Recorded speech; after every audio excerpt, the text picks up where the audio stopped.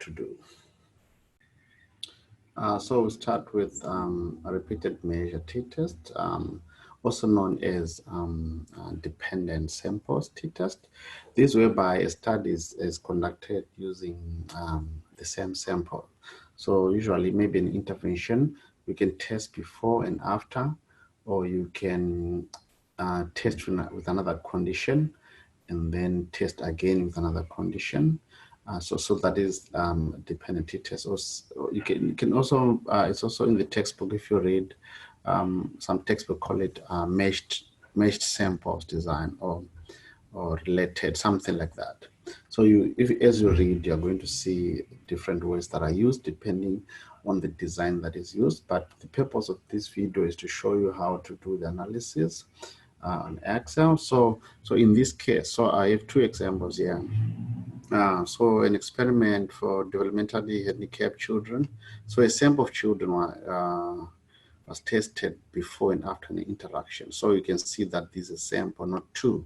So if there are two samples, it means that it's an independent t-test, the one that I'm going to do in the second section of this video. You can see that before, let me just, so this just before an intervention, and then after an intervention. Let's say the development handicapped children, nothing happened, and then maybe it was measured out of 10. I don't know how they measured this. And then this was the score, and then after an intervention, maybe their capabilities, and then these were the scores. So we'll be asked to, as usually in statistics, we are concerned with testing a hypothesis. So test hypothesis that there is a significant difference between the two conditions, or before and after. That's what I mean. Sometimes the questions can be directional. Maybe the capabilities of children are likely to improve after intervention. So that will be directional. So you can check on that as well. So what you do here, like what I said earlier, that I'm assuming that you activated data analysis toolpack. So this is one that you're going to use. So data analysis, and then you can see we have a number of techniques that you can use here, but you have to select the appropriate one. So we drag down, move down, move down. So this is for dependent t-test. T-test paired two samples for means. That's the one that you use, and then you click on OK. And then usually it doesn't matter much which one do you select, but on Excel usually you select the first one and then the second one in the second range. But manually as well, if you do that, your answer is going to give a negative T, of which is not a big deal. But as you read the textbook, sometimes it's important to say x2 minus x1, so that it gives you, maybe if we say there's going to be an increase, or maybe it's going to be better, but actually it doesn't make a big difference. What matters is that difference significant because you're testing for a hypothesis. So I'll just take on these ones and you drag down, and then you move your cursor to the variable number 2. So they just call it variable number 2. Actually, it's an intervention number 2 for us. And then click on OK. And then the hypothesis test that there is no significant, we also want to falsify, so there is no significant difference, even if you have an intervention not. So it's 0. So even if you type 0 or if you leave it, so it's either 0 or if you leave it, doesn't make a big difference. And then we included labels. It means that we included before and after as in heading. If you didn't include it, you just start at the number like 8 and dragging down. So we included the labels, the name of the intervention. So like it's saying tested 0.05, that's significant level. It means that we're 95% confident that our results are not by chance. And then you click on OK. So just to make it look much better, and we can take this. And usually I like to round to decimal places, but it depends on the question. Or if your assessment is saying round off 2 decimal places, you have to do kind of what I'm doing now. So before you move up, so I'm just doing this so that we can read. So you right click. I don't know if you're using a MacBook. I don't know if you guys use right click. I've never used one, but yeah. But I don't think there's a big difference. So it's a bit slow down, and then you want to round off decimal. So that's number. So it's 2 decimal places, and then okay. So what is important here? What we need, what we want. So you can see the degrees of freedom here. So even do it if you do it manually, it's n-1. So you have 10 participants. This is 9. But what is important is for us to compare. We don't compare like what we're doing manually. So we look at this number, at this value. Is it significant or is it not? Let me just highlight in yellow. And then if it's two-tailed, you will check on this number. Let me just highlight it in, I don't know if it's blue.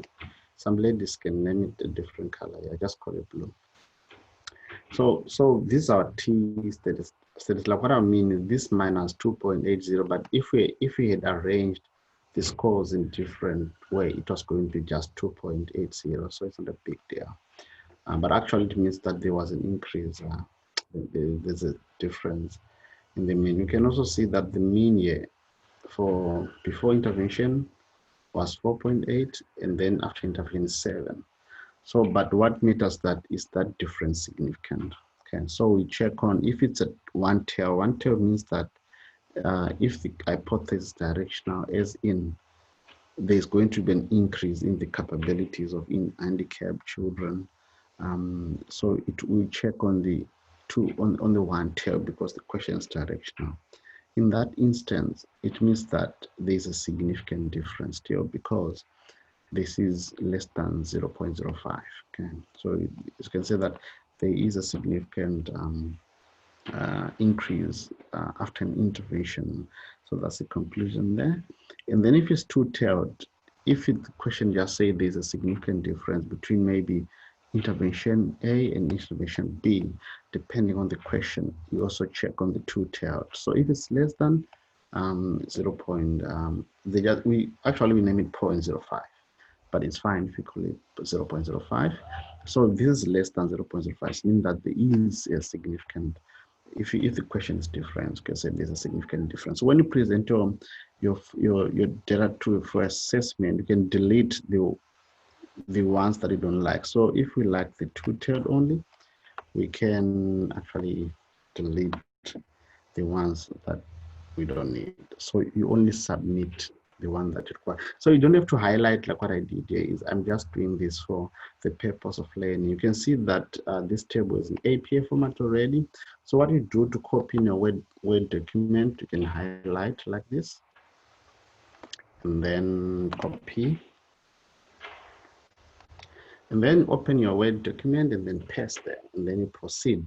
And then what is important before I forget, you have to follow this step number 3 of the decision-making process. So step number 1, so hypothesis testing, stating.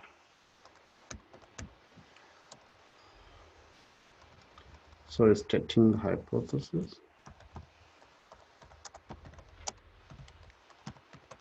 So say hypotheses. So that's step number 1. And then step number 2, that is the critical region.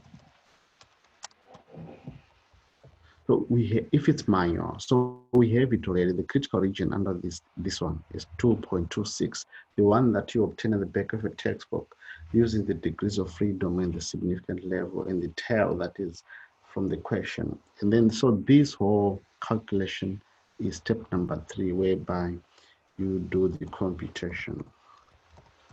So don't forget, you must clearly state that.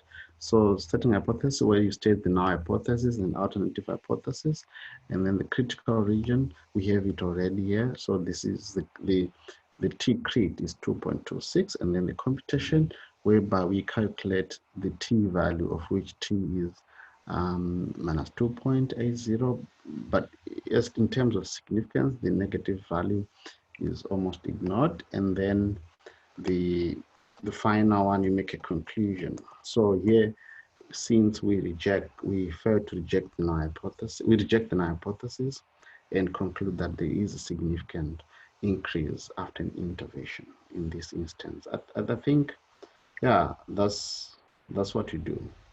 And then you can see that the question here is asking you to assess the possibility of calculating the effect size. Yes, we do calculate the effect size here because there is a significant increase or difference depending on the question. So we use estimated covariance D. So you use the difference, the mean difference, and then you use at the bottom the variance for the scores. So you square that to make it a standard deviation. So you can get a value that is 0.86 or 1 point something like that. So you can interpret like small, medium, or large. So you can check in a textbook, and then you can be able to see that. And then as well, you can calculate the percentage of variability explained by the scores, by the two set of scores. So that is eta squared. So that is t squared divided by t squared by plus the degrees of freedom. So the answer there can be like 48% of variance explained, something like that. So, but the focus of this video is just to show you how to do that, but the rest you can read in a textbook. Yeah, that's that. And then you can also see that I try to play around. This is another example, that comparison of procedure for quitting. So I do apologize for those who smoke. I'm not targeting you. This is just an example that I saw in the textbook. Comparison procedure. So this experiment is assessing if procedure A is going to encourage people to stop smoking, and in comparison to procedure B. So the question is, test upon that procedure A is a less impact than procedure B. So it's directional. So both say it's less impact. So if there's just a difference between the two, so that is directional. And then you can see test it by both of 0.01, and then you can also do the same like what we did here. Let's do it quickly, and then you can move to the independent test. I don't make this video very long, so I'm not going to explain much. We still use the same, and then that is okay. And then let's move this. Yeah. So yeah, we want to include this, and then here we're changing to this. And then the hypothesized mean difference to 0, and then we include label, and then alpha level is changing backspace and 1, and then you click on OK. You can see the same output comes up. So that's what you do. So the same like what it did. So about the direction, I want to encourage you to read the textbook. It's very clear. And then in the slides, we try to explain that as well. So format cells, number, and then okay. So what we need here, like this is directional. So we don't need this. We don't need this two-tailed stuff. We can delete. So you see that this is the T obtained, and then this is the critical value, and then this is not significant because it's more than 0.05, or if you want to call it 0.05. So there's no significant difference between these two. It means that procedure, what's the question again? Like what they say, there's no difference. There's less impact than there's no significant impact in terms of even if it's less. So if the two-tailed, they'll just say procedure A is different from procedure B. So you can see that this is dependent because the same sample was used. Let me just move this to so that you can see.